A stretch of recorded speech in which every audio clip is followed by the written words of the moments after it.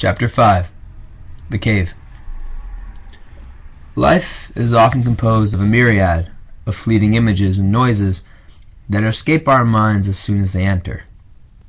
Moments so unspectacular that in reality, if they never even occurred, then the world would be exactly the same.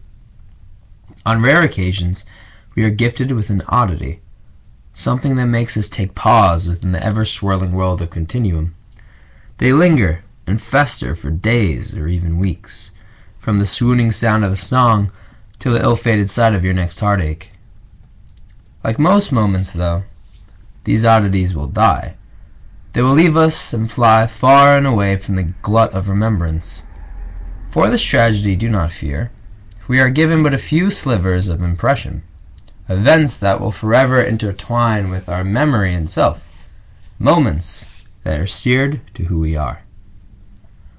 As the monster stood before me, I knew right away that his sight would never fade, that his image would forever chain to my memory bank. Whether he liked it or not, the grotesque anomaly would be part of me for eternity. That's not to say I faced some godlike entity. King Kong had to wait, as my presence was being consumed by a creature who was far more vanquishable. If I'm being honest, the beast only stood with the stature of a husky pygmy, stubby and stern while his veins popped from the curves of his muscles, bedecked with dark, ape-like features but nearly hairless, similar to that of a human.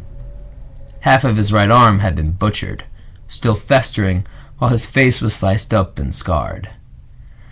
His approach could only be characterized as a cautious limp, teetering towards me with tense anticipation, his back hunched, with fangs protruding out from his bottom lips. A vicious sneer, and as my mind raced, registered as a clear, unadulterated threat. 'Twas a sight that propelled me to scream, "Gregory, help! Gregory, come back!" Flushed with fear, the figure rushed towards me and put his hand to my mouth. 5 fingers draped over my lips as my faint screams plummeted into silence. Horror ran rampant in my decrepit brain as a foul breath kissed my face. His mortifying mug nearly flat against mine, a complete and utter abomination that for some odd reason looked familiar, as if I'd seen its face countless times. There was nothing I could do but sit there, scared and bewildered, like some wingless bird in the mouth of a crocodile. His forearm tied against my chest, gobbling up the ounces of breath I had while my heartbeat puffed and pattered. For a few lengthy seconds, he analyzed my face with careful consideration. Slimy fingers tugged from the cleft of my chin to the dangling lobes of my ears. He was awestruck, tracing up and down, slithering his hands along the stubble on my neck. A splattering of prints that left tracks of mud painted on my head. Unexpectedly, the savage did not hurt me, or even attempt to frighten me.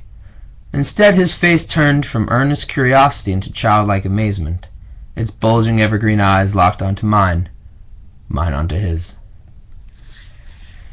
It's bizarre being goggled at by another creature like that, to be sheened under the eyes of a spotlight and have another enthralled by your effortless performance.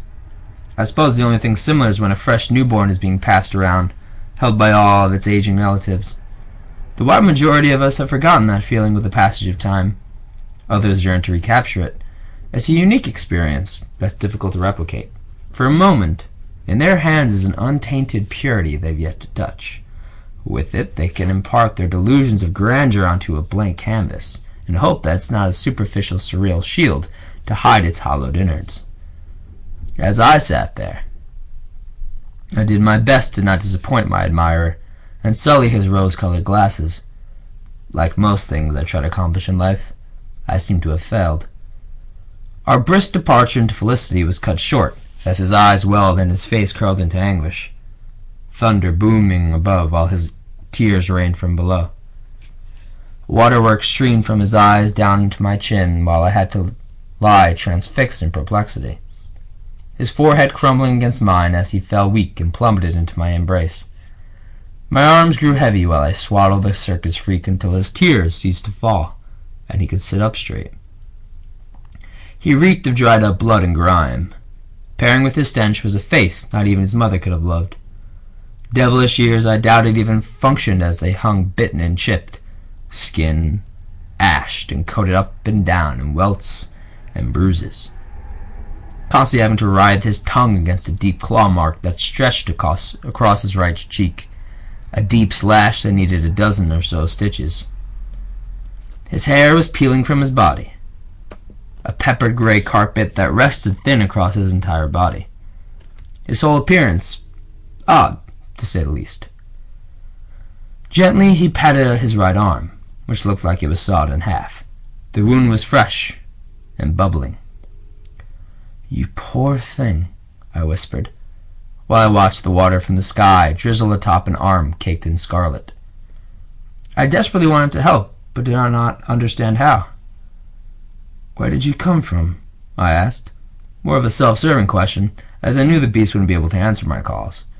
Instead, he looked on at me, broken, drunk on depletion, as his eyes were swirling amidst a valley of wrinkles. It wasn't until then that I noticed how old the figure was. In response to my words, it attempted communicating with me, but his noises and grunts were incomprehensible. Repeatedly, he tapped at the remains of his severed arm, grunting with every blow. Then out from the brush came a rock and nailed the figure square on its shoulder. "You get away from him, you filthy beast!" Gregory yelled.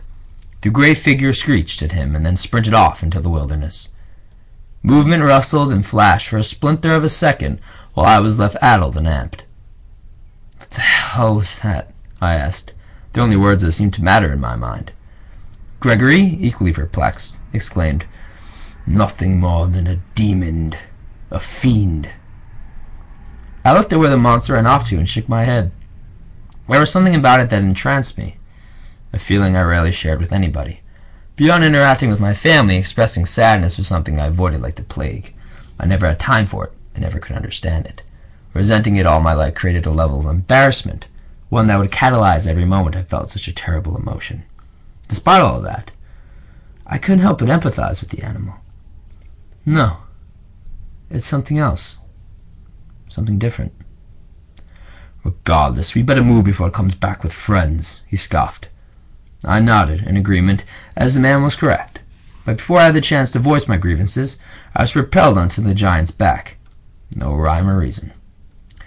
The steps in our travels continued, as we continued trekking deeper into the jungle, diving headfirst through walls of brush that seemed together into a maze. Instead of prancing through a myriad of hapless maneuvering, Gregory skipped through the maze, barrel rushing past the walls at the expense of our layers of skin. Unable to process the horrors, I shut my eyes and embraced for each impact.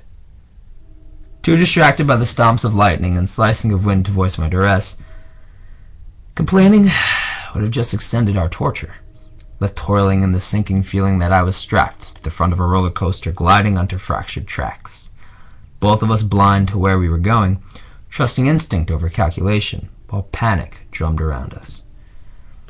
The entire forest seemed alive, trees dancing to the electric metal soundtrack, branches pummeling to the floor like dumbbells heaved off skyscrapers, frogs blaring their sirens while they trailed us, and the ground rumbling as if an earthquake was about to belch into the ether. Again, I was stalked by a flurry of spotted creepers that were leaping from plant to plant, leaving a bright trail of glue with every hop. An army of acrobats continued to follow us from afar, watching our every move. Unable to match our pace as Gregory was in near sprint, galloping like a rearing stallion and sapped out of breath. He could barely stand, stumbling over himself to preserve the weight on his shoulders. 30-mile-per-hour winds just pleading for him to drop me, to let me go, to save himself while I still had the chance. He didn't need me after all. What did I offer him? A complaint for every comment, a snarl for every smile. To him, I was an anchor. Swim all you want, but with me tethered to your side, you'll inevitably drown. It must have been stupidity. Stupidity and ignorance that was keeping me alive. I couldn't have been more grateful. Through the terrors, though, arose a story. Despite God's will hammering atop our skulls, Gregory did not stop. Instead, sensing my shaking in fear, the man told me a tale. Like a mother soothing her child to slumber, he distracted my dread and began his next venture, riddled with lunacy. Calming the Mind of Walter May. Let me take you back dozens of years onto the mossy trails of Oakfield Forest, a hidden path I used to use as a shortcut when I was a little tyke. Gregory was like the lead actor at a shabby local play. Dramatic as ever, it was rather a lively performance. As always, the projection in which he spoke was always amusing. Not only that, but the fact that he was speaking in Mr. Hurricane's wrath was mind-numbingly odd. I ran with it, though, a blend of hilarity and serenity overthrowing me as I shut my eyes and listened to a much-needed distraction. Every year, I would work a summer job, stocking shelves at my uncle's old food market. A mindless job, but money is money, and for a kid, a few dollars can seem like thousands. Nevertheless, one day, I had to stay late for work. The entire place had empty, people hunkering down before a storm could hit the mountains, and I was tasked with restocking the whole place. Pounds upon pounds of cans and water jugs. It took centuries, Walt. Needless to say, I got out a little later than usual. Once I left the store, the entire sky was purple, pulsing with clouds. You could feel the weight of the rain teetering above, like standing below the shadow of a piano that's about to drop. Terrifying for a kid my age. Not only that, but I was hours late for dinner and knew my mother would wail and holler for me to return. Every minute I was late, I just knew my father would add another lashing from his belt, and so I panicked. Hopped atop my bike and went blazing onto the pavement. All around me was empty. Not a life could be seen as every doorway, window, and home was boarded shut. I felt like I was dreaming the absurdity of it all. Birds chirping at the top of their lungs while all the clouds above growled at me. I punched those pedals so fast I thought I would kick them clean off. My hands fidgeting while I twisted and turned, besmirched with anxiousness. Completely gutted, my marbles screamed everywhere, and not one thought made sense, just utterly petrified. Gregory was still moving with blistering speed, mind you, his voice hoarse and beguiled while he shouted over the storm. His lungs crippled from his marathon, and yet he kept speaking, his words easing my tremors while I hung, chuffed and blinded to the whirling downfall erupting around me. Eventually, I made it to the forest. Old Oakfield wasn't too dissimilar to the jungle we're in now. Branches crashing and trees swaying like animals in the dark. I should have turned around the second I entered, but I couldn't waste any more time. I was incredibly late, and as every second bled by, the sky would crack wider. I was racing against Mother Nature, after all, and I knew the power she held. Drunk on panic, I sped faster and faster, drifting around each bend like a madman. Just as I was nearing the end, rain pelted downward, like a lever that was pulled that held gallons of a riptide. It all came so fast, so quick. Unable to make my last turn, my bike went sputtering off the tracks. I was heaved off the edge of a hill, tumbling alongside my bike until I came to a crashing halt. Ached on my backside for a few brief seconds until the bike came zooming atop my chest.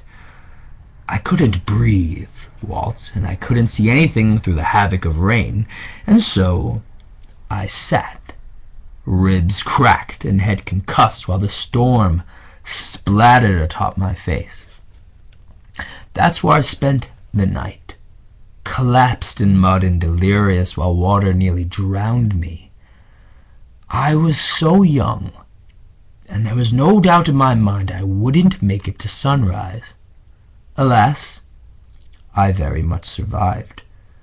The morning greeted me with an angelic burst through the cover of clouds, warming my face and heart.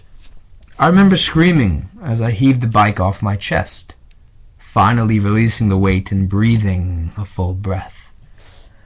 In that moment, I realized that what I was capable of, that somebody was watching over me, protecting me from harm. God was with me that night, I just know it, holding my hand through all the hail and thunder, teaching me that through life's most treacherous times, we can pull from it a revelation. Growth through hellfire can be the most everlasting growth, a lifelong lesson no teacher or book could teach me, that I was strong, that I could survive, no matter the odds. In reality, it wasn't the content of what he said that even mattered. He could have been talking about his favorite shade of brown for all I cared. The fact of the matter was, by fixating on every word and dramatic flair he spoke, I was no longer listening to myself, to my own thoughts that are often ever so loud and self-destructive. It was a departure from reality, and a safe alternative to dealing with what was screaming around me. Not a foreign coping mechanism for me by any means, but to be fair, there is some logic to it. Stick with me here. But imagine you're a child at a playground, spinning on a roundabout. No way to escape and no way to leave. You can either keep your eyes open and watch the world swirling around you, effectively making you nauseous, or you can close your eyes and focus long and hard on your own cognitions. By doing so, that person will avoid having to succumb to the world that waits for them outside the creases of their eyelids. If somebody can keep their eyes closed and minds warped for just enough time, the roundabout will cease to spin, and they'll cease to ever get ill.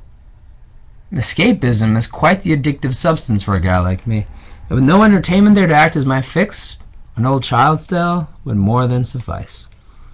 As Gregory continued, I couldn't help but smile.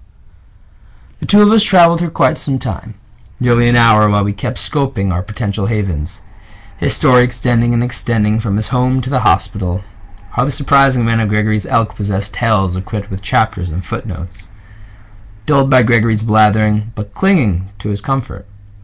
The fact that he wasn't panicked at the time we arrived at our first potential home, only to find a tree carving foaming with termites and slugs, not a complaint fell from his lips. He simply began his next chapter. An anomalous pattern that continued as our next pit stop was hardly better than the first, this time tricked and hoodwinked by the sight of a packed stack of timber, a home preserving one of the last patches of dry earth the island had left to offer. Harmless, that is, until a bolt of lightning torpedoed through its roof, missing us but a few yards as we came to a screeching halt. Rule of thirds, Walt. The next one will work, he chuckled. Yeah, we'll see about that, I whispered, closing my eyes to brace for the next onslaught. You're probably wondering why I told you my story in the first place. Why I thought it was important, he blared, his presence as thrilling as ever as we sloshed our feet through the marsh. Well, when somebody experiences blood trauma for the first time, it will wound, no matter the person, no matter their age. Over time, though, once we face that trauma, the next time it strikes, the cut won't slice as deep. We've dealt with it before. Our bodies know how to react. It's like fighting off any other sickness, Walt. We build a resistance once the virus leaves us. A steady immunization of horrors to the point where they become obsolete, like fear-fighting antibodies that can make somebody indestructible. So these storms don't bother you anymore? I asked, the only conclusion I could gather. Precisely, and soon they won't bother you either, he avowed. And in the meantime, I quipped, drenched and bleary-eyed, well, instead of overwhelming yourself with your current fear, embrace it. Revel in the purity of it. Appreciate the fact that you are able to taste its glory and gain the resistance it will impose. Despite the fact that you aren't in any danger, Walter, with me by your side, I can help you walk through fear without any scars. You'll be just fine, Walt. Trust me. His confidence was, in true form, unwavering, And while the ignorant are often dazzled by arrogance, in that moment, it felt naive. "I'll be fine when the rain stops plowing on top of me," I exclaimed. Gregory then bellowed a deep, drawn-out laugh, his voice warm and jolly as ever. "Oh, won't be long for that. Open your eyes, my friend," he shouted, shaking me from my blinded daze. As my eyes crept open, they immediately widened in shock, almost weeping tears of joy, as a rare sliver of luck stood before us, with its arms stretched out wide. Before us was a cave, barren and abandoned, sculpted in a smooth marble picture. Time and time again, I am floored by the blessing we have been given. A place to hang our hat in the middle of a jungle? How special is that? Gregory exclaimed as he dropped me down onto the mossy floor. Calling the place a blessing was hyperbolic, but it was a welcome sight. If it wasn't for the circumstances, I'd likely avoid any entrance that mirrored the first level in a haunted house, composed of misty blackened depths and deprived of a plush floor. It was miles from perfect, but the attraction of a dry hole was ever so alluring. I crawled into the mouth of the cave, escaping the liquid gunfire from above and swooning into a dried bliss. Like most moments on the island, however, it was fleeting, and replaced with trepidation as Gregory tensely clutched me, heaving me backwards by the ankles as he grimaced. "Quiet," he whispered. "Listen," he muttered. Subtle disturbances were spewing from the cave, a rustling that was growing louder and louder the longer we stared into the abyss. "Wait here," commanded Gregory, as he took his first steps towards the mouth of the dragon's den. A foolish choice I attempted to remedy, lunging at him to stop, but there wasn't a thing I could do to halt him. Gregory had disappeared, vacuumed up by the void, while the once subtle rumbling sprouted. Then a moment of silence bubbled by, till out from the darkness came Gregory's cheerful cries.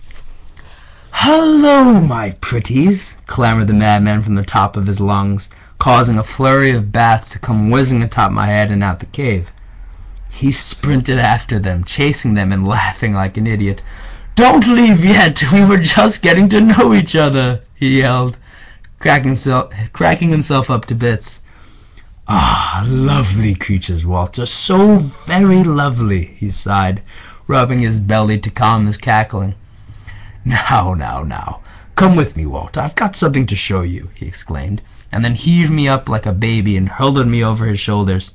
Stop, I don't want to go, I snapped. The last thing I wanted was another heart attack to come with the hands of some flying rats. "Oh, nonsense. Let's get some antibodies for that fear of yours, Walt. We will be spending a great deal of time with our new friends," he said as we entered the black fog. My entire world had turned to ash. Never before had I seen an actual bat, and in no way, shape, or form did I want to start. "Hey, Walter, guess what?" said Gregory as he turned me upwards towards the ceiling. Droves of blinking laser-red eyes gawked at me like flashing stars that were salivating over the next victim. "Want to hear a secret, Walter? They won't hurt you, no matter how close you get. They're harmless, like butterflies in a meadow. I promise they won't touch you," he said. "Please stop this," I whispered. "You're still scared of them?"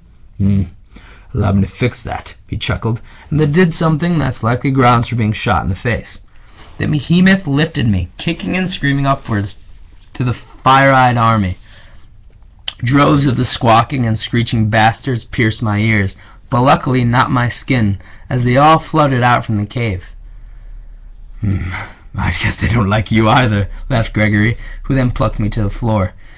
Enraged, I slapped him in the leg as his laughs were driving me off the brink. "Are you deranged?" I howled, glad the smugness on his mug wasn't visible in the cloak of darkness. "Hey, Walter, are you still afraid of bats?" he replied, pompously elated. "They could have bitten me, you jackass." "You couldn't have known they were harmless," I muttered, as I tried to rise to my feet. Instead, Gregory gingerly led me back to the ground. "Oh, but I could. Flying foxes are some of the most adorable creatures in the animal kingdom, and incredibly innocuous. We're lucky to have found them." "Please, never do that again," I pleaded, earnest and still rather agitated. "You never answered my question. Are you still afraid of bats?" he repeated. It was like talking to a brick wall. "Well, no, not really. They're the ones that seem to be terrified," I answered. "Ah, you never seem to disappoint, Walt. A fast learner through and through. You're exactly right. And now we get to stay here worry-free, and our little companions can ward off any bugs that come flying after us. It's called mutualism, my friend. It's a fantastic find to uncover." Gregory was on cloud 9, and while his little plight of exposure therapy was teetering on the edge of insane, I was just glad to get rid of the storm. Assuring whoever waiting out a potential weeks-long tropical tundra in close confines with the only Gregory and Nola to keep me company, well, that's a whole different type of storm in its entirety. Both of which seemed to feed off each other for the next several hours, glaring off into a haze of fog while Gregory rambled on about zoology. It was a topic both of us flourished in due to our studies. However, my companion seemed far more interested than I was, divulging his top 5 favorite reptiles, what mammal he thought would win the Hunger Games, and how if he could be any animal, it would be a golden retriever. I mean, it was at the point where I felt like I was getting to know too much about a person. Maybe others have experienced it before. That strange twinkle up your spine when somebody reveals just a tad too much about themselves. Instead of appreciating their honesty, you take a step back and grimace. Well, that's exactly what was happening between us. He was spending most of the nightfall getting to know me, interviewing me a non-stop whirlwind of questions. The man was clearly off his meds, asking me with actual sincerity, "What's your favorite color? Have you ever tried driving with your eyes closed? And if you won $1 million, what would be the first thing you'd buy?" Each question camouflaged with an expressed interest, but I knew the game he was trying to play, bouncing off my answers as quickly as he could, equipped with lengthy descriptions of what his own would have been. In case you were wondering, those answers for him were brown, of course he has, and for some reason an ant farm. Don't ask me to explain that last point. To this day, I still don't know why. Over time, our attention shifted towards a more entertaining way to waste time. While Gregory thought up ideas for games and distractions, I was busy devising a plan for food. An intricate tour de force in strategic consumption. Are you ready to hear it? Walk up to every plant, grub, or slime ball and take a big heaping chomp out of it. Do as the Native Americans did. Eat first and learn later. I needed to develop a new island diet, and in no time for picky eating.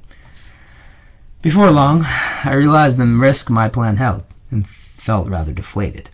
It wasn't until my balloon of hope had melted that I considered entertaining the ideas of my fellow tribesmen. Before I had the chance to even say a word, though, a flurry of nonsense had been thrown in my face. "Question 11. Can it be held within the palm of someone's hand?" asked Gregory. "What are you on about?" I sighed, unable to conceal the abashment from my face. "My heavens, did I ask that before? My memory seems to be fading, Walt. 20 questions might not be the best game for me," he chuckled. It wasn't until his memory that was the problem, though. It was my own. I was pulled back to my surface, remembering the fact that we were in the middle of a game, again lost in my thoughts, operating on autopilot to avoid Greg's badgering. "Oh yeah, that's right," I quipped, stroking my eyes into focus as my mind emptied. "It can, as a matter of fact, be held in the palm of your hand because it's a goddamn delicious, juicy cheeseburger. One I'll never get the chance to eat." "There you go. You win," I blurted. Gregory shook his head. That's not how the game works," he cried. Obvious disappointment painted across his mug. "Sorry about that. Preoccupied, I guess. I've never felt this hungry before." "I've never been so empty," I admitted, my voice trailing in realization of this fact. Starvation was a nasty man to fight, and even in its early stages, his wounds carved deep, as if my stomach was stocked to the brim with cheap mousetraps. each rumble causing me to fire in the air and latch to the fibers of my intestines, as if I needed another pain to worry about. You'd be surprised just how resilient the human body is regarding food. Those little snacks you had on the plane a few days ago can stretch for weeks. I think we'll be just fine, Walt. From his mouth to God's ears, weeks without food seemed inevitable. I'd rather have someone kill me right then and there. I'm not so sure we could just sit here and do nothing all day. There's got to be something we can do, anything to pass the time that can actually help us. Something that's not a game built for children, I whimpered. My complaints oozing from my lips like a moody teenager. Look, I promise I'm not always like that. It was likely my hunger talking, although an immense boredom may have also contributed. Sure, get up. Let's go for a walk, jolted Gregory as he sprung to the air, his face full of pep while his hairs on his beard frizzed in the air. You know I can't do that, I commented. Yes, I do, he admitted, his smile beaming wide. Like for me to get for you, he gruffly stated. I'm not going to ask you to brace a storm for me, I stated. His eyes widened. Making you happy is important, Walt. By asking for a favor, you're in turn doing me a favor. Please, ask away. I'd ask you to find me food, but that appears impossible. And like I said, I would never expect you to do something like that for me. Not under these conditions, I replied. Gregory's body morphed into the stance of a dashing superhero, his hands placed upon his hips while his chest barreled through the air. Nonsense. I'll do you one better. I'll find you food for your soul. A fire. And I won't come back without it, cheered Gregory, as he slipped out the cave and onto the marsh floor.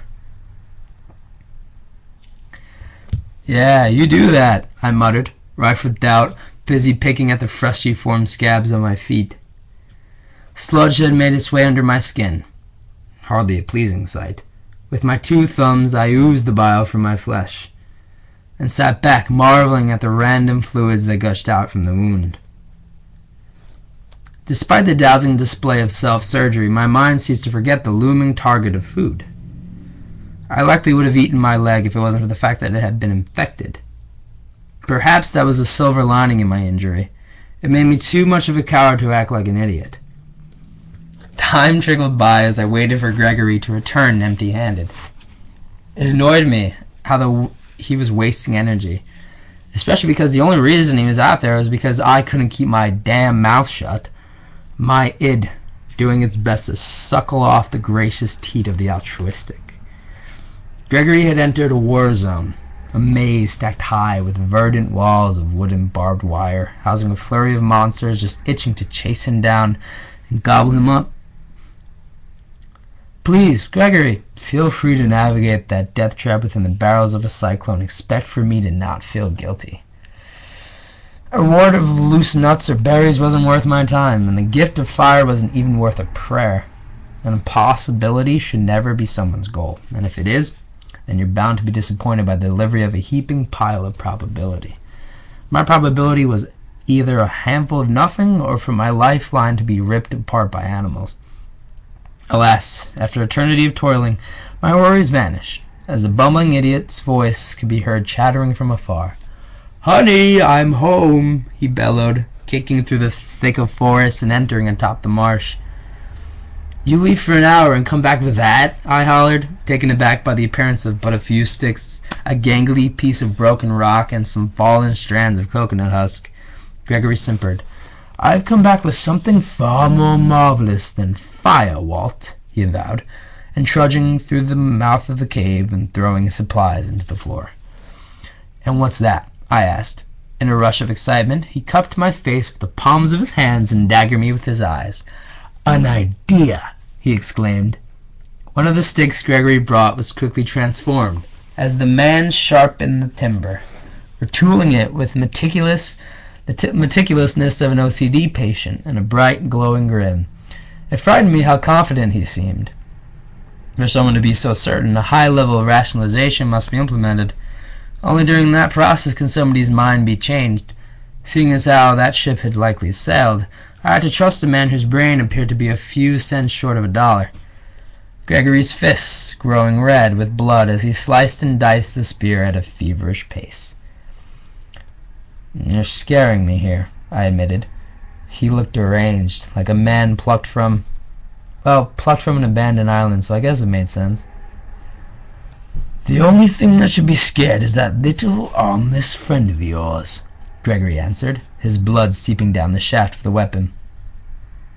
"You're going to kill it," I affirmed, subtly shaking my head as the disappointment in finding out my assumption was correct. "We are going to kill it," he corrected, hardly skipping a beat from his smithing. "You're insane," I sighed. "That makes 2 of us," he chuckled. "If we try to kill that thing, he'll kill us. But precisely, he'll kill me while you run off scot-free." Gregory paused, closing his eyes in anguish. "I would never do that to you," he sternly stated. "You don't know that. How could you? I'd be left wounded and bleeding, caught in the midst of a storm, and just when I need your help, you're going to leave me. Promise all you want, but I know how this ends, with one of us dead and the other hightailing it off to safety. I'm sorry if my lack of faith bothers you, but I'm not an idiot. Someone's going to be making out of here, and my money's on you." It was not my logical side talking, but it was the raw truth. I couldn't believe he would make me hunt a rabid beast, and I couldn't believe I would let him talk me into it. But I knew it would happen, though. I knew how often I reacted under pressure. A stubborn stick that's destined to always break.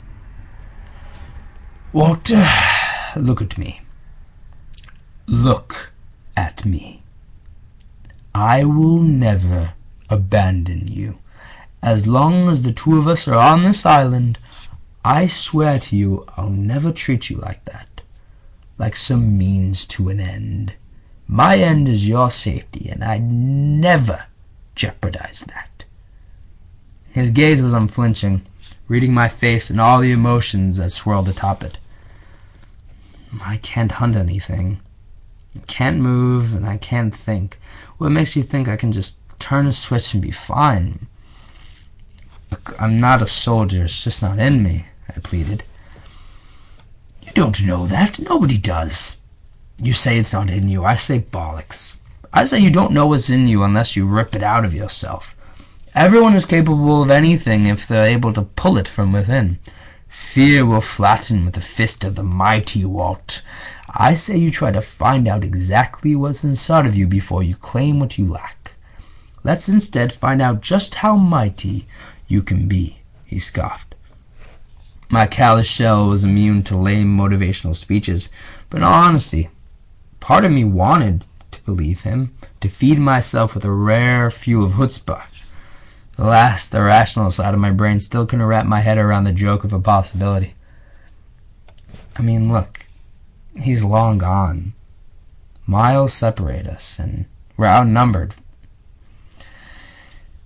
He's not going to come knocking on our cave wall, and you know what? I say we just leave him be, I calmly stated. I'm not suggesting this because the beast troubles me. I'm not even concerned over him wandering towards our cave. Just the opposite, in fact. I want his corpse to be exactly where you're sitting right now. Right atop a piping bonfire as he cooks and bakes in an uproarious feast, he replied. See where my aid gets me? Complaining about food has fast tracked me onto a devilish date with a monster. "You need the fire first," I commented. Gregory proudly lifted the coconut husk and loose sticks into the air and smiled. "Well, you best get started then," I said. "You are exactly right," he bellowed, and then rose from the air and heaved his spear towards me, nipping at the tips of my fingers as I caught the wooden blade. "While I'm hard at work on that, you make one of these. Copy what I do, and we'll be ready for tomorrow." "Tomorrow?" I blurted, just when I thought the man finished with surprises.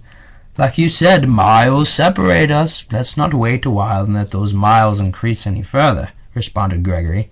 He puffed his puffed-up chin grinning down at me. To some degree, Gregory was right. Our strength withered with every passing day, and if we squandered the chance at a potential meal, then regret would be the only thing left to fill our stomach. Too peeved and lethargic to foster a potential argument, I became the obedient soldier Gregory wanted me to be, and started scrapping away, forming a tool I did not understand how to use, while my companion began his quest for fire. The two of us sawing away at our obstacles as the cave rustled into a lull of reticence.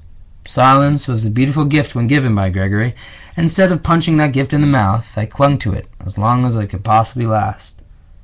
Evidently, that duration was ours, as the both of us sat laser-focused on our preparation, one of us doing far better than the other. My spear was sharp enough to slice through a brick wall, portion it into dangerous perfection. Gregory, on the other hand, was failing to produce an ounce of smoke. Look, I know agitation is something everyone has to deal with once in a while, but let me be clear when I say this. Gregory's agitation was festering into something I've yet, to this day, seen before. Frustration fuming from his ears as he bit his lip and grit his teeth to avoid cursing at the top of his lungs. The shade of night was approaching, as the once gargantuan clouds were fading into puffs of air. No longer did the wind spit and howl, and the once fiery buckets of rain had softened into a gentle drizzle. Low cracks of thunder only added to the newly formed ambiance, one composed of a soundtrack best suited for restless insomniacs. If I were ever so inclined, I would have let the song of slumber swoon me into sleep, a deep trance that would have reset my body and mind. My obstacle to that slice of dream-filled nirvana was sitting but a few feet away from me, his back turned towards my face while his body quivered in vexation. As my eyes gazed at Gregory's tremoring tantrum, my mind churned into cognitive dissonance. Fire, as Gregory put it, would have been food for my soul. The problem was that good sleep would have been just as useful. Suddenly, one was smothering the other. Not only that, but while fresh meat would have been a swell addition to my lack of a diet, I feared the monster would also be in the market for that same product. And yet, here I was, ready to ship myself bloodied into the den of a shark. My only saving grace against such a foe? A mountain of a man. A welcoming thought, if it wasn't for the fact that he'd been entering with skin-shredded hands. Following my dozenth yawn of exhaustion, I decided to get off my ass and actually help the poor man. "How you doing, big guy?" I asked as I plopped down to the side. His hands froze in shock. I had pulled him from his trance, while his eyes grew bulbous and bleary. "Walter?" he voiced, nearly out of breath. "Walter, you should be asleep by now." His hands kept plucking away, and from the looks of it, it seemed to be a wasted effort.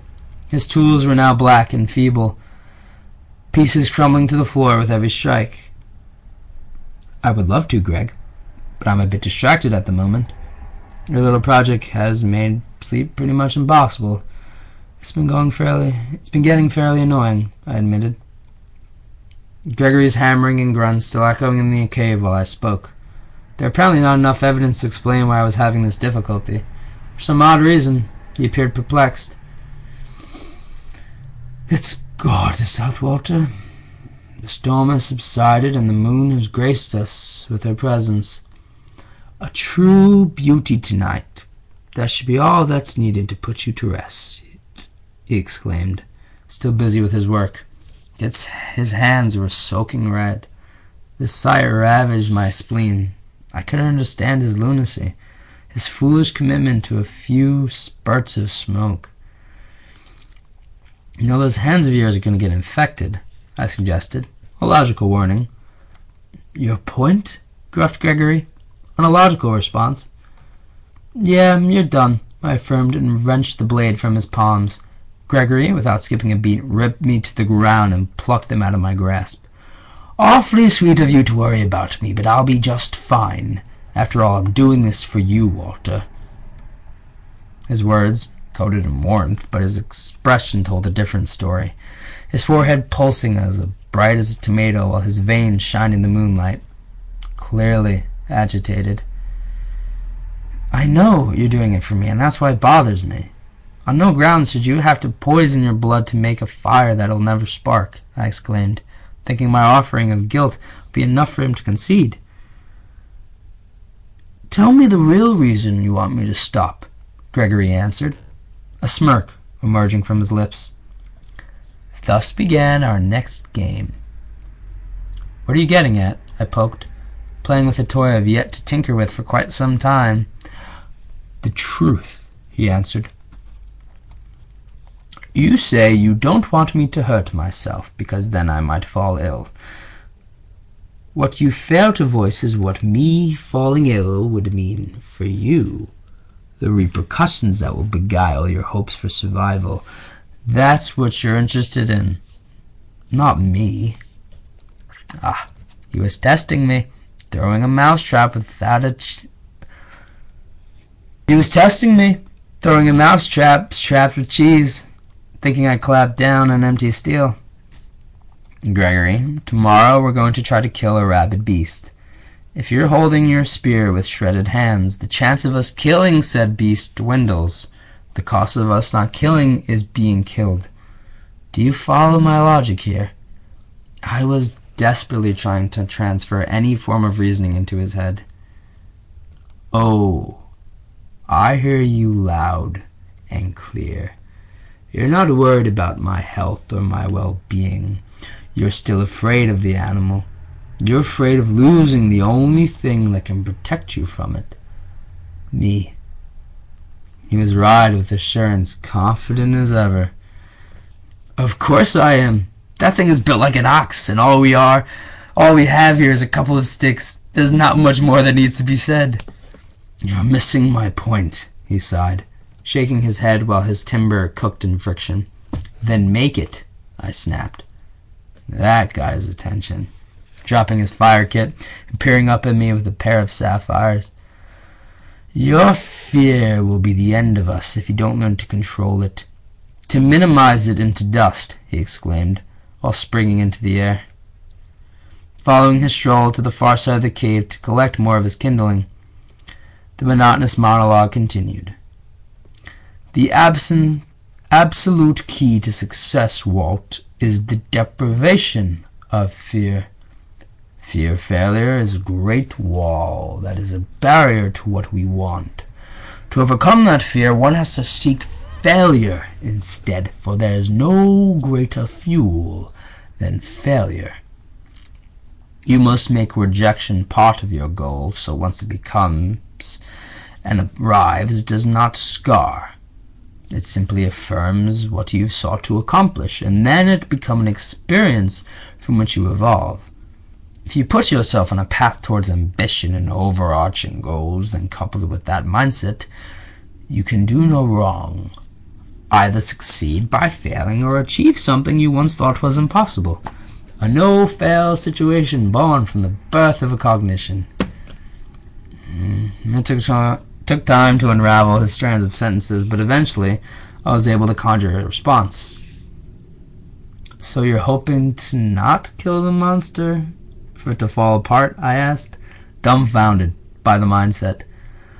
Oh, I aim to kill the beast, that much is true, but I also pray that it does not come to fruition with ease, that we're taught a lesson that will prepare us for the hordes of demons you say live atop the waterfall. A lesson that will stick. Therefore, if I end tomorrow with some new scars and a fresh meal, then my day will have been perfected. A minor loss that will prevent me from a greater one in the future. What Gregory didn't understand is I would be prone to assume that I was destined to be his minor loss. Alas, I could voice my worries, but instead his speech continued. You see, Walt, if I hadn't been failing for these past few hours, scraping away at this bark with every conceivable tactic I've ever learned, then I would have never realized how to do this. He then flicked the last dry stick he had atop the coconut husk with the precision of a surgeon blitzed on Adderall and birthed one of the most beautiful sights I've ever seen. The husk shot ablaze, fire fuming around his hands as he crafted a tower. If I feared a loss of energy or failure, this would have never happened, Walt. I learned by trial and error how to create a miracle, and it was worth every drop of blood, sweat, and tears.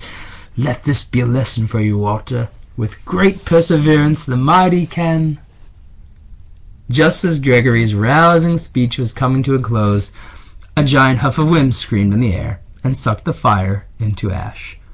"Ah, lucky you! You failed again. Nice job," I joked. My joke, to put it lightly, did not go over well. Gregory erupted from the ground and heaved his husk into the marsh. He then circled back to his pile of weathered timber and hammered them with his fist, flattening them into charred crumbs until one spat out at him and lanced through the web of his fingers. The bastard dug deep into Gregory's hand, causing him to grunt wildly in pain. In a second of clarity, he swiftly removed the stick from the jaws of his skin and threw it against the wall. Screams of rage flooded the cave as his knuckles pounded against the hardened floor. Bats came zooming over his head and out the cave as the faint moonlight became covered in a cloud of winged creatures. "A goddamn waste of time. I should have known better," shouted Gregory as he paced back and forth from one side of the cave to the other. It was the last stick he had left to craft, the last chapter on his lesson of perseverance, and the last hope he had for a warm night's sleep. It was no surprise he was angry.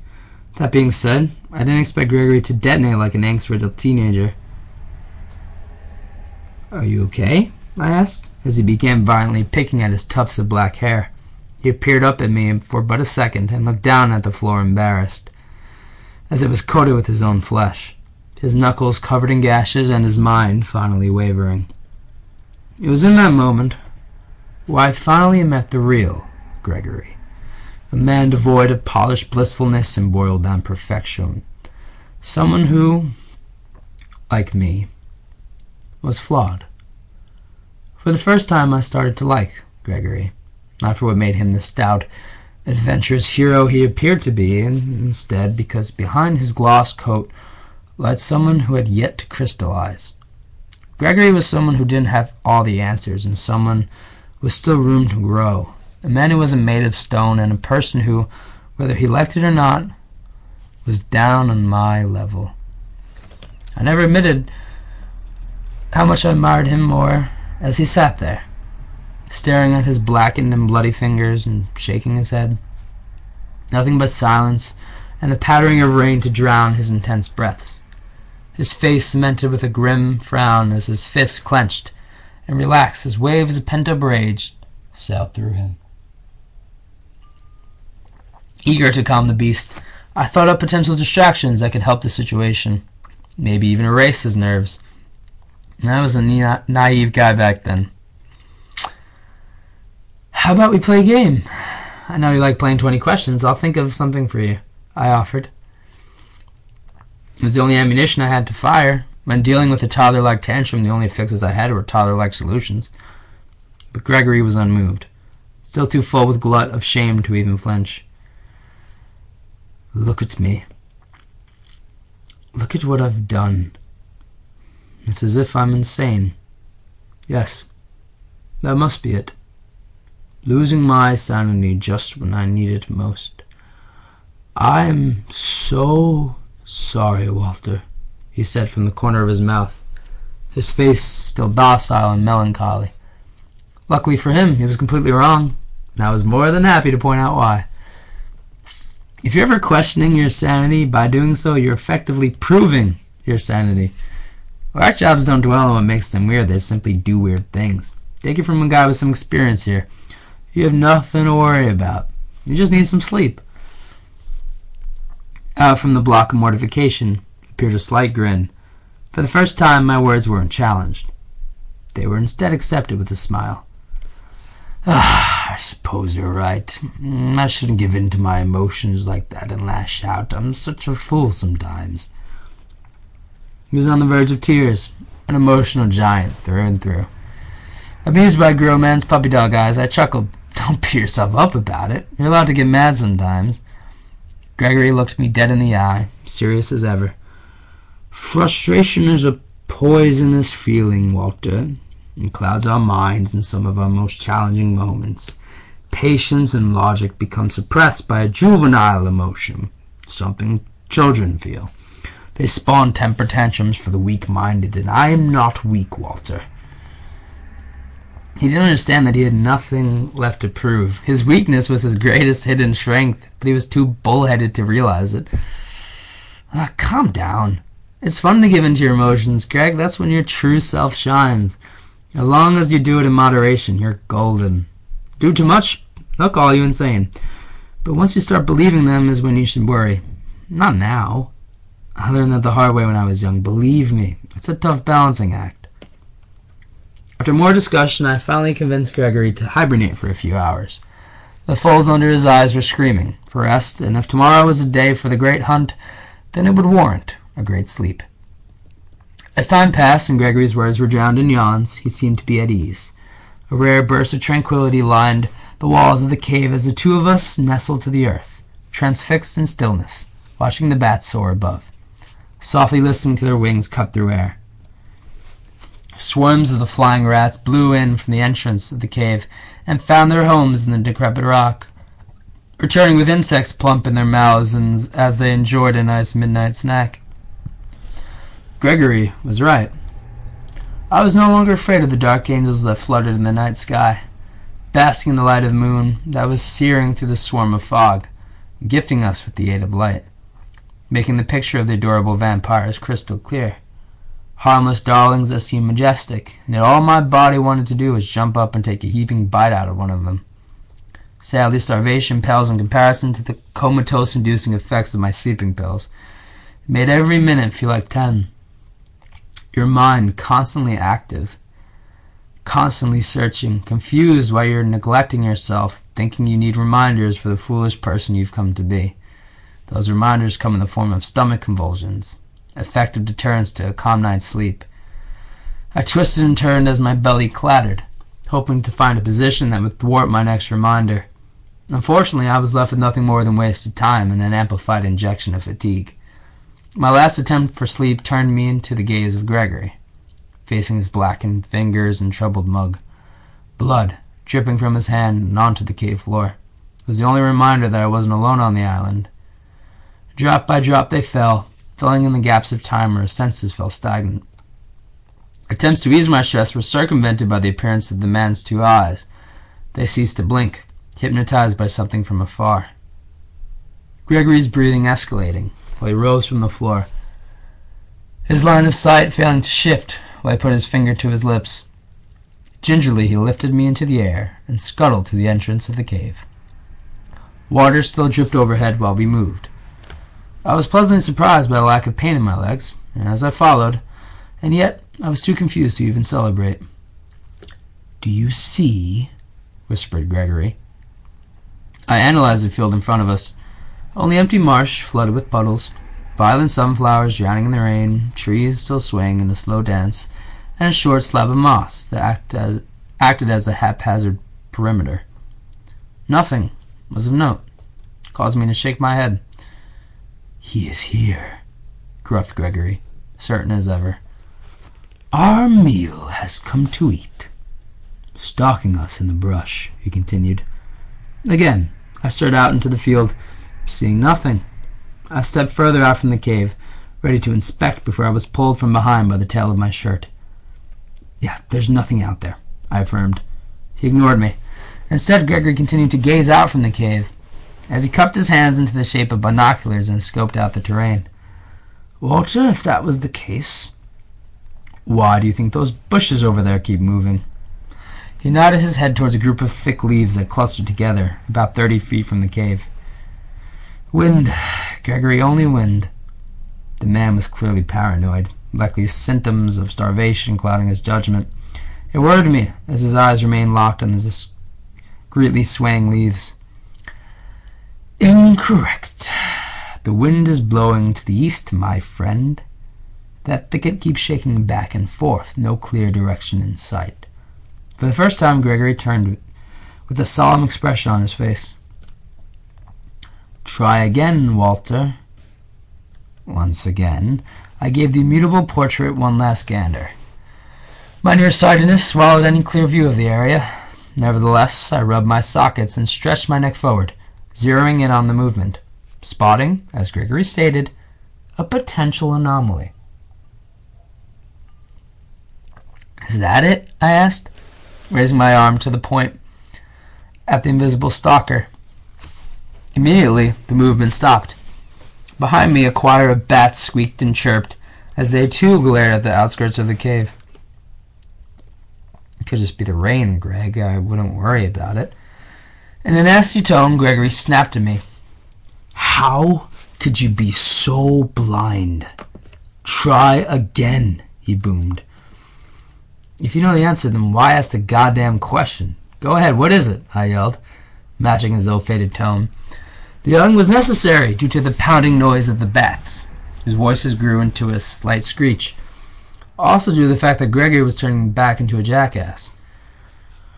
"We are being watched. From the moment we stepped foot on this marsh, we have been followed. If that monster was out there, he would probably skip all the nonsense, walk on over, and slaughter us. He has nothing to gain by watching us sleep, I assure you." Gregory remained unflinching. "Perhaps, or maybe he doesn't want to kill us. Maybe he wants to watch us like animals in a zoo." "Perhaps you're an idiot," I replied. The both of us watched aimlessly as the shrubbery fell static. "You see? Nothing. Frozen. Stop being afraid. You're stressing me out. We should both be asleep by now." "Not fear. I'm aware of something you delusionally neglect," he pushed. "And what's that?" I pulled. "How to survive. That involves being cautious and careful, even if one thing is out of place. The displacement itself should be enough for someone to wonder. By refusing to wonder, you put yourself at risk." "Fine. If you think he's such a threat, then what do you expect us to do? Kill him now?" I asked. "If he's watching us, then I want nothing to do with him. I'm not going to ruin the element of surprise. It's our greatest weapon. Just like he isn't going to ruin his greatest weapon and lunge at us when our eyes are stuck on him. If he's the true predator I think him to be, then he won't even move an inch." Gregory, dramatic as ever, as his suspicion added another level of toxicity. I didn't need another worry to be rattling my mind, but in the man's exhausted state, that's all he offered me. A problem that required a quick solution. "Fine. I'm not going to sleep anyway. If you think keeping an eye on some leaves will keep us safe, then I won't contest. You can rest easy. I'll take the first watch," I offered. Gregory's stern mask melted off his face as he beamed at me. "I'm glad you understand, Walter, and yes, sleep would be very helpful for me. I'm rather tired," he pointed out, as if I couldn't tell. He then slumped into a stance of slumber, his body curled like an infant, cradling his legs into a fetal position while his eyes shut closed. Just before his departure into an unconscious state of rapture, he offered me one last warning as a send-off. "No matter what happens, you don't leave the cave without me, Walter my. Whether it's to walk around, drink, or piss, I need you to be by my side at all times. Promise me, Walt." "I don't need to be babied. I'm a grown man. I'll be just fine." "Promise me," he boomed, his eyes still closed, but his finger wagging threateningly in the air. "Fine, I promise. Now go to bed, you lunatic."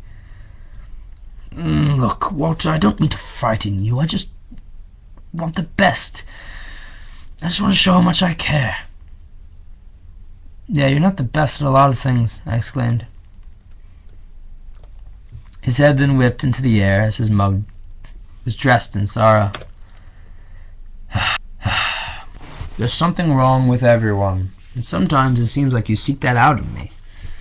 I'm not saying you should live how I live or think like I do, but I beg you to consider that it's always better to recognize somebody's flaw and look past it, to set it free. If you hold on to that level of perception, then you're destined to use it on yourself. The second you can stop living under that microscope, Walt, is the moment where you can finally enjoy this world and the people who live in it.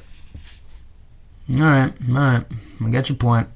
I'll be sure to think it over, but please, just go to sleep.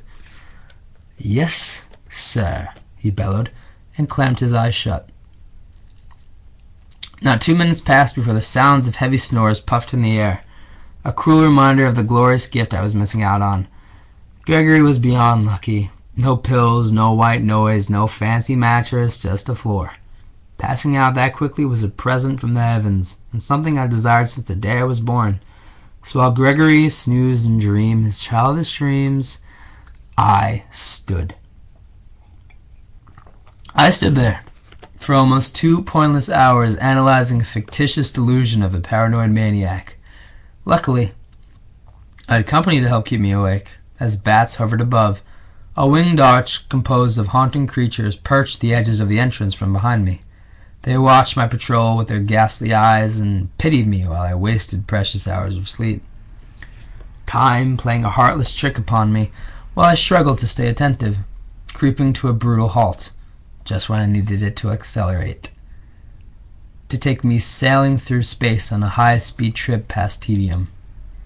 Nothing had changed before me. No leaf was out of place, or no monster creeping from the shadows. My decency had set me on a torturous task, forcing me to stand within the cell devoid of the passage of time and dwell upon the luxury of a man 5 feet behind me who was soaking it up. It was gradually destroying me. There's a special place in heaven for the bold and the altruistic, and if acting that selflessly always led to an imparting feeling of revulsion, then I'd likely never get a chance to visit. Alas, following another battle with 60 minutes of suffering, my war with time had ended. My mind had been vaulted from the wasteland it populated and planted into the marsh in front of me. I hated to admit it, but unless my mind was playing tricks, there appeared to be strands of movement. The brush rustled and shook from one end of the perimeter to the other.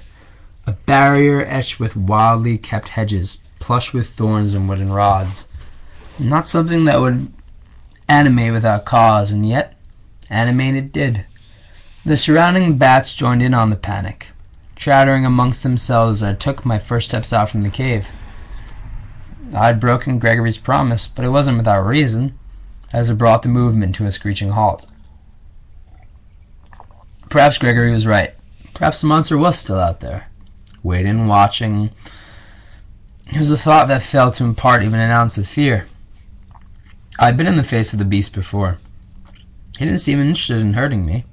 Better yet, he seemed more interested in observing me, so it wouldn't be a surprise if he attempted to get a closer look.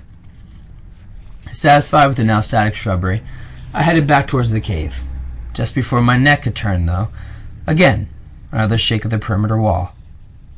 Nothing to worry about, I thought, and simply ventured again onto the field, this time a little deeper than before, almost halfway between the cave and the brush.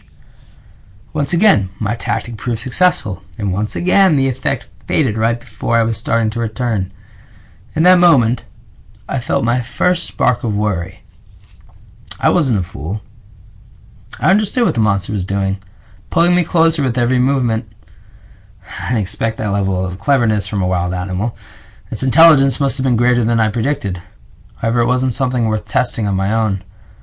I decided to tread back to safety, no matter how hastily the beast would react, turning around into a sight that made me freeze. The entire outer rim of the cave was littered with bats, who wailed and screeched a choir of screams. They hung side by side, coating the entire cave with their wings and droves of flaming eyes. As every second ticked by, their cries would grow, almost deafening amidst the smacks of rain from above. Slowly, I turned back towards the briar and fell to my knees, my heart sinking as a realization took hold. The bats were giving me a warning I was too foolish to even take. Out from the bracken emerged 3 ghoulish sights. 3 new impressions that will forever be stapled to my memory bank. Pale with a hauntingly bleached skin, they stood across from me, their backs hunched and eyes ignited. Much younger than the monster I encountered in the forest, but also much larger. Scar-shredded and wiry, with skin so tight that their bones bulged out from their limbs. The 2 to my sides, almost towering at my height, as each of them stared, sizing me up like lions approaching prey. Both of them waiting for who would make the first move. Their gazes seemed to lack any ounce of wonderment and instead appeared woeful, their golden eyes ceasing to blink, and their arms curled into an unflinching motionlessness. Directly across from me stood an animal unlike any I've ever seen before. He too contained bleached skin, but within the coat of ivory lied patches of charcoal, stripped up and down in an erratic pattern across his milky white canvas as it stretched up and down his 6-foot and spindly frame. His arms stretched for miles as they hung past his waist, perfecting his octopus-like limbs. He, unlike his 2 companions, was not afraid of me. In fact, not one emotion bubbled from his face. He was instead immensely composed, even as the bat's screams echoed around us. The striped tower in front of me then approached, much to the surprise of the 2 beasts next to him, who glared at him in dread. He was getting closer, and I was too bewildered to even move a finger, bewitched by his amber gaze as he crept nearer and nearer. Confusion coupled with a great level of unease made me question the hand that extended towards me, a harmless offering, as the blushed animal warily bowed his head, his face to the floor, while the others preserved the same suspicion they had greeted me with. The rattling in my forebrain hampering any hope for the right answer to this puzzle, too flummoxed to form a rational thought, caused me to grab the demon's claw. Wondering where Gregory could be, wondering why the screams hadn't woken him up, blinded by a myriad of questions when I was searching for an answer, a mental breakdown that caused me to make a decision I would come to regret. The bowing subject suddenly clamped my hand, his skin calloused and coarse, his fingers housing sickly gashes and pounds of sweat, my grasp faltering while the monster's head gently rose. He then revealed a bright, demonic smirk, revealing a cavalry of dagger-clad teeth. From behind, the 2 followers cackled, their troubles sprinting away while their leader pulled me closer to his face, his breath seeping out from his mouth and into my nose as the foul stench swarmed at my face like a horde of bees. "Let me go," I commanded, my voice poignant and clear. The demon looked back at the 2 bleached fools while their laughs grew louder, and then back to me, his grin so wide I thought it would tear through his paper-thin skin. I was then heaved to the floor, my wrist clutched by the monster as he sprinted into the jungle. I desperately attempted to rip at the surrounding ground, grasping at any blade of grass I could find. It was of no use as I was dragged to the floor, my back searing in pain as the burn that sheen across it met the thorn pavement. Just before I exited into the emerald orb, I could see my last glimmer of hope spurting out from the cave.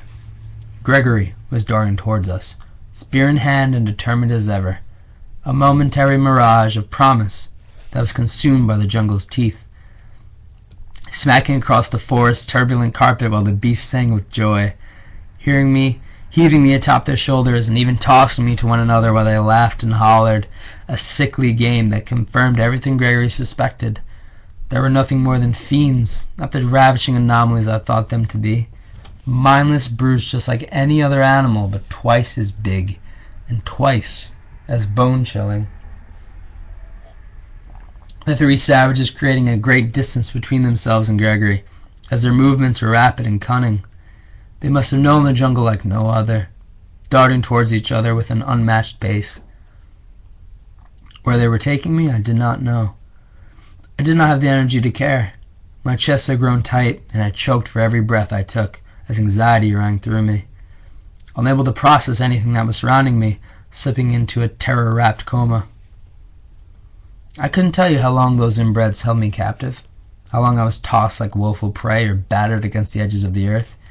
What I can tell you, though, is the moment in which I was saved, when my misfortune ran out and when a one-armed beast came flying through the air.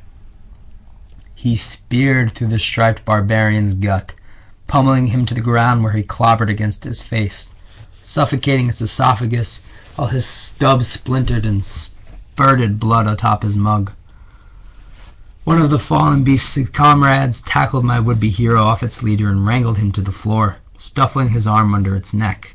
A quick endeavor, as the aged and weathered brute drummed the other's skull with the back of his own. Eventually the tussle erupted, as lunges, bites, and claws whirled on the ground, a mosh pit of great proportions that was causing a pool of blood to form around us. One of the bleached followers even turning his attention towards me before the one-armed monster decked him to the floor.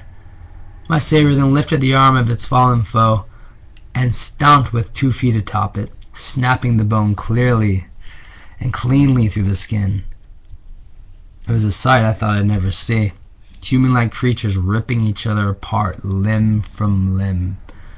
It was almost impossible to stray my eyes from a sight like that, but it was the best opportunity for me to escape. I crawled on my hands and knees away from the fray, still operating on instinct as I couldn't stop trembling in fear, adrenaline causing my limbs to rattle and my heart to flutter 1,000 beats per minute. Sadly, tragedy struck as my escape was halted by one of the companions, who turned me over and slashed me across the face, its turtle claws digging from my forehead down the edges of my sockets. He then pulled me, kicking and screaming, back towards the ambush. I had known an animal's fury could lead to a grievous death, and so I fought with my last burst of energy to evade its grasp, to evade the clutch of death.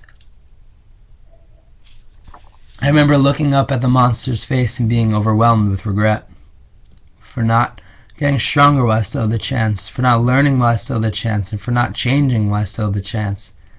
In that moment, I thought my chances were up, that my final breaths were being made, and that my last dying moments would be spent questioning how unevolved I truly was. Never in my life was I more happy to be wrong. A spear came screeching through the air and into the neck of the monster, pulling me away. It croaked and howled while its windpipe bursted. Sadly, I couldn't gaze over the beautiful sight as Gregory thrusted me into the air, capturing me from death while we escaped into the jungle. Bloodshed left behind with a hero who would never hear the thanks of the person they saved. Still, within the bottom of a furious frenzy and now stuck fighting for his life. Ironic. It was my own that should have been taken. Survive a plane crash. Survive the ocean. Survive a horde. Survive infection. Survive dehydration. Survive starvation. Survive a hurricane. And survive a deadly attack. These were my accomplishments. In a tale chock full of creatures, mystical landscapes, and Gregory and Nola, it was the fact that I was still alive that was the most unbelievable. I had become a cockroach, given 3rd, 4th, and 5th chances at life, and every time wasting the opportunity. If I'm being honest, I don't even think I deserve the title of a cockroach. At least a cockroach has perseverance. It's not like I was the arbiter of my own fate. I was being saved left and right. It wasn't fair for me to leave the latest savior on my growingly large list, and yet there I was, being dragged by Gregory away from the onslaught and back towards the cave. No words were said between us throughout the entire trip. Arriving back home in a wretched state, my face traumatized and pulsing in pain.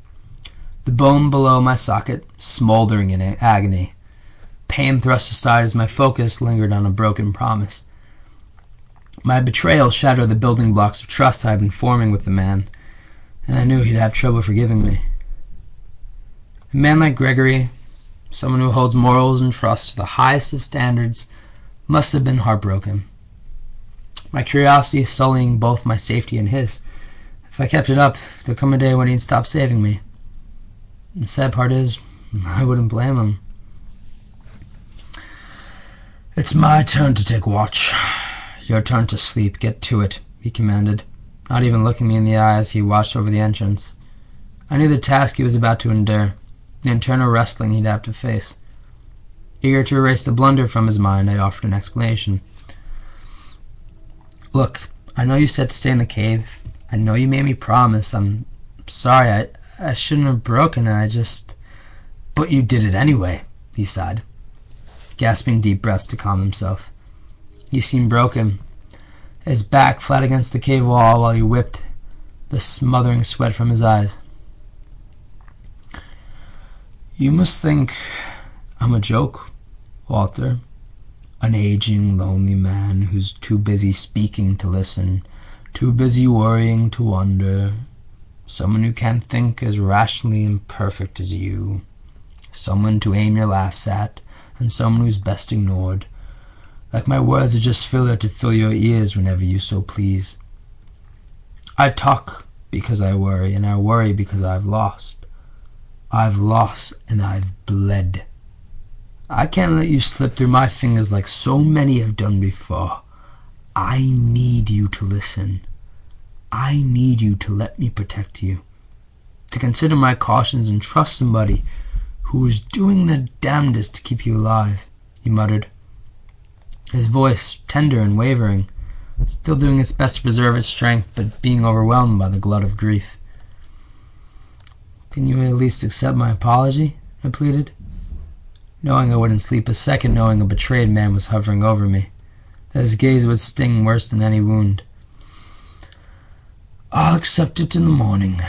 For now, I need space. I need to digest what has happened. I need to prepare for tomorrow, for what I have in store. Our lives could depend on it.